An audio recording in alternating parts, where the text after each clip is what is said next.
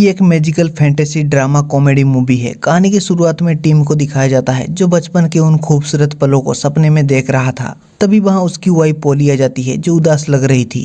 वो उससे पूछता है सब कुछ ठीक तो है ना, और उसने जो प्रोडक्ट बनाया है वो काफी कमाल का है। दरअसल पोली ने अपने कंपनी में एक स्मार्ट फ्रिज बनाया है जो लोगों को काफी ज्यादा पसंद आ रहा है, लेकिन उनकी कंपनी वालों ने उसमें हिडन कैमरा सेट कर दिया है और जब पोली के कहने पर भी वो कैमरा नहीं हटाते तो उनमें आर्ग्यू हो जाता है और पोली नौकरी छोड़ देती है। इससे पोली उदास थी लेकिन टिम खुश था क्योंकि अब उन्हें अपने बचपन के सपने को पूरा करने का मौका मिल गया है। फिर हम उनके 3 बच्चों से मिलते हैं। सबसे बड़ी बेटी का नाम है बेथ और उससे छोटी का नाम है फ्रेन और सबसे छोटा बेटा जो। वो उन्हें हमेशा फोन ना यूज करने के लिए बार बार कह रहे थे और वो इस चीज को लेकर परेशान भी थे, फिर भी वो उनके फोन के एडिक्शन को खत्म नहीं कर पा रहे थे। और टीम को भी लगता है उनका बचपन ऐसा तो नहीं होना चाहिए और वो पोली को अपने सपने के बारे में बताता है। वो दूर कहीं गांव में अपने टमाटर सॉस का बिजनेस शुरू करेंगे। पोली इसके लिए मान जाती है। फिर वो अगले दिन ही कंट्री साइड के लिए जाने लगते हैं और उनके बच्चे यही सवाल कर रहे थे कि अब वहाँ 5G नेटवर्क तो होगा ना, लेकिन टीम उन्हें सांत्वना दे रहा था कि वहाँ तुम्हें इतना खूबसूरत नजारा देखने को मिलेगा और इतने सुंदर और बड़े पेड़ होंगे कि तुम नेटवर्क के बारे में भूल जाओगे। और कुछ ही समय में ही वो एक स्टेशन पर उतरते हैं और वहाँ उतरते ही ब्रेथ और जो अपने फोन को चेक करते हैं उसमें नेटवर्क बिल्कुल भी नहीं था, जिससे वो काफी ज्यादा परेशान हो जाते हैं।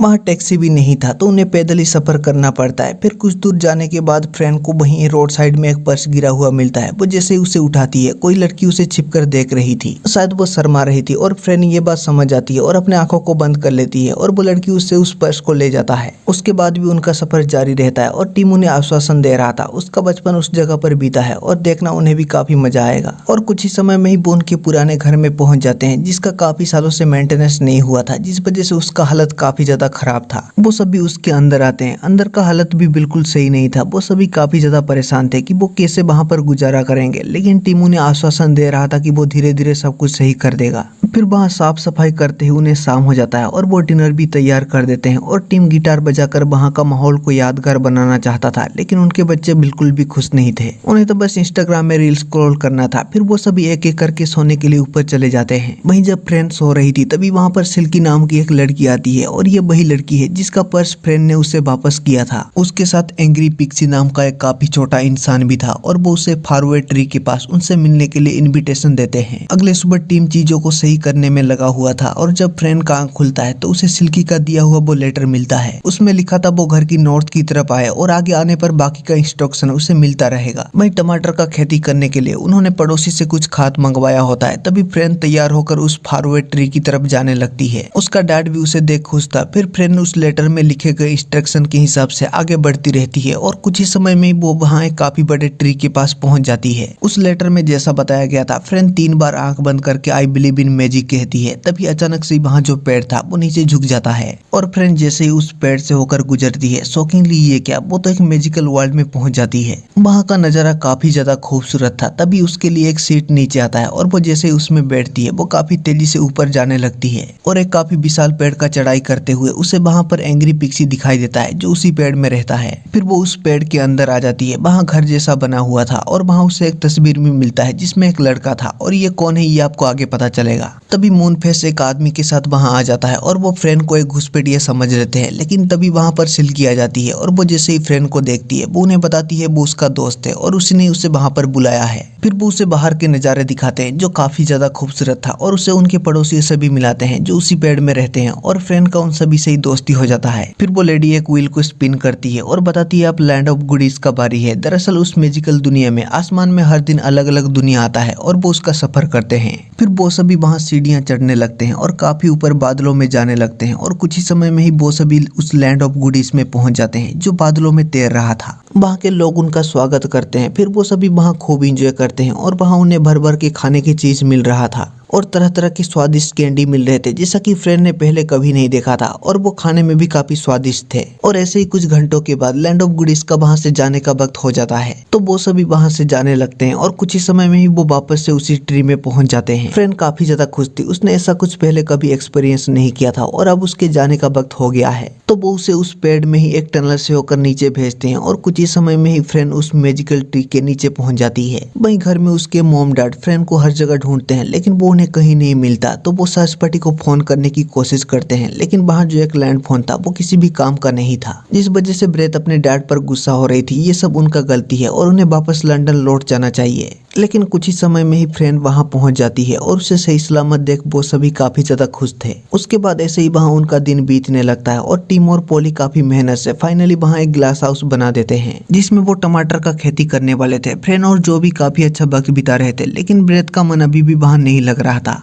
वहाँ नेटवर्क नहीं था तो बेथ अपने ग्रैंड माँ को एक लेटर लिखती है और उन्हें वापस से लंदन ले जाने का रिक्वेस्ट करती है। फिर फ्रेंड बेथ और जो को उस मैजिकल जगह के बारे में बताता है, लेकिन बेथ को उसकी बातों पर यकीन नहीं हो रहा था। फिर भी वो वहां से जाने लगते हैं और उस ट्री के पास पहुंच जाते हैं और फ्रेंड के कहने पर वो जैसे ही आंख बंद करके 3 बार आई बिलीव इन मैजिक कहते हैं, वो ट्री नीचे झुक जाता है और वो जैसे उससे होकर गुजरते हैं वो उस मैजिकल दुनिया में पहुंच जाते हैं। और ये देख बेथ और जो पूरी तरह से शौक में थे और वो वैसे ही उस पेड़ के ऊपर आ जाते हैं और बेथ और जो मून फेस और सिल्की उन सब से मिलते हैं। और आज वहाँ लैंड ऑफ बर्थडे आने वाला है, लेकिन इसी दौरान एक्सीडेंटली बेथ का ड्रेस खराब हो जाता है और वहाँ जो स्टेयर है वो आसमान को चीरते हुए ऊपर जा रहे थे। उसे देख बेथ वहाँ जाने से मना कर देती है। फ्रेंड और जो उसे काफी रिक्वेस्ट करते हैं, फिर भी वो नहीं मानती। तो वो सभी लैंड ऑफ बर्थडे में पहुंच जाते हैं और इस बार तो मैजिकल दुनिया बिल्कुल ही अलग था और वहाँ लोग भी अलग थे।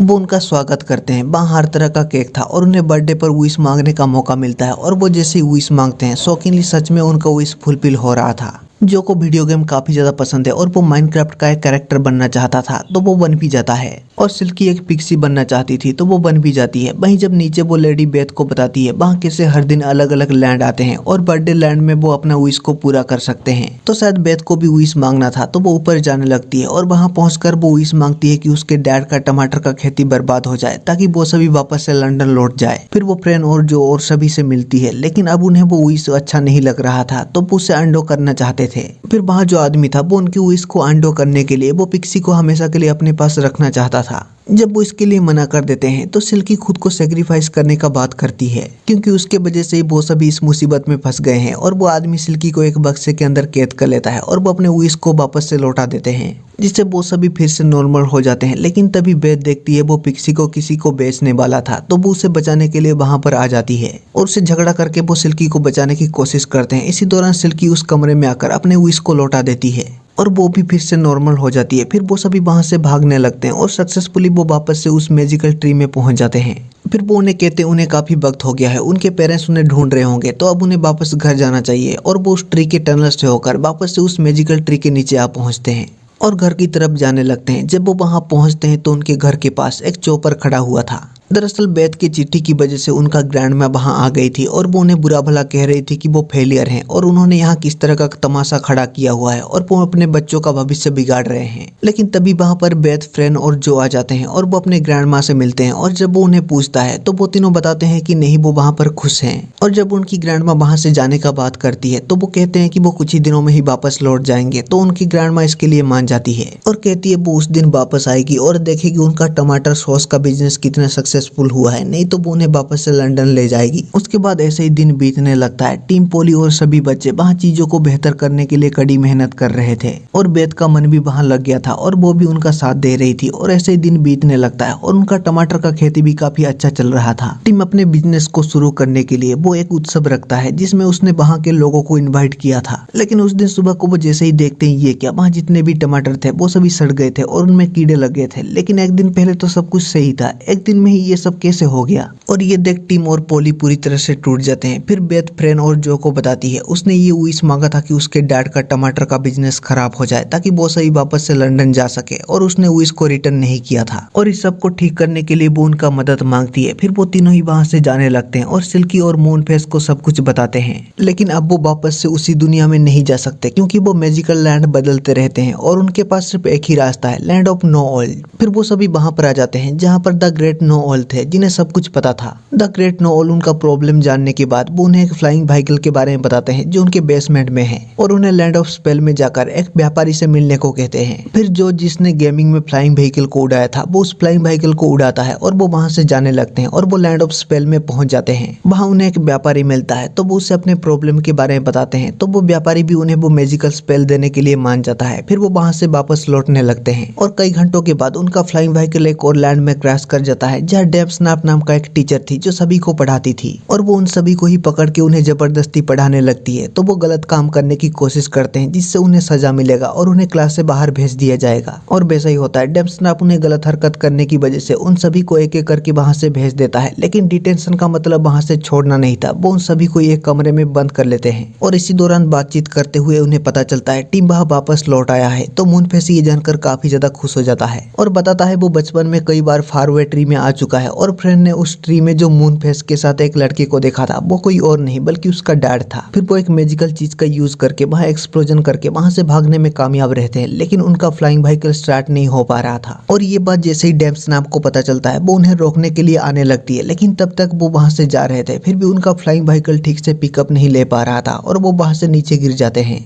और ये देख डेव स्नैप मन ही मन खुश हो रही थी, लेकिन कुछ ही समय में ही ये क्या, वो सभी फिर से उस फ्लाइंग व्हीकल से उड़ते हुए वहां से जाने लगते हैं। वही टीम ने वहां से जाने के लिए अपना सारा सामान पैक कर लिया था, लेकिन उन्होंने जिन आदमियों को बुलाया था वो सभी वहां पर पहुंच गए थे और वो उसका खेती देखना चाहते थे। तो टीम उन सभी को ही रोक रहा था। तब तक बेथ, फ्रेंड और जो वहां पर पहुंच जाते हैं और वो पीछे से होकर उस ग्लास रूम के अंदर आ जाते हैं और उस मैजिकल स्पेल को वो एक्टिवेट कर देते हैं। वो लोग उसका खेती देखने के लिए काफी ज्यादा एक्साइटेड थे और वो उसे जैसे ही ओपन करते हैं ये क्या, सभी टमाटर तो लालम लाल थे। और ये देख पोली और टीम भी पूरी तरह से हैरान थे और वो खुशी से अपने बच्चों को गले से लगा लेते हैं। फिर वो उस सब को सेलिब्रेट करते हैं और टीम टमाटर से काफी तरह का व्यंजन बनाता है और वो सॉस बनाकर भी लोगों को बेचने लगते हैं और उनका ये टमाटर का सॉस का बिजनेस सक्सेसफुल रहता है। इसी दौरान उस मैजिकल लैंड से सिल्की और बाकी सब दूर से ये सब देख रहे थे और मूनफेस भी दूर से टीम को देखता है। टीम को भी कुछ महसूस होता है और वो जैसे ही उधर देखता है मूनफेस वहां पर नहीं था। फिर वो सभी वहां से चले जाते हैं और इसी के साथ ये बेहतरीन कहानी खत्म हो जाता है।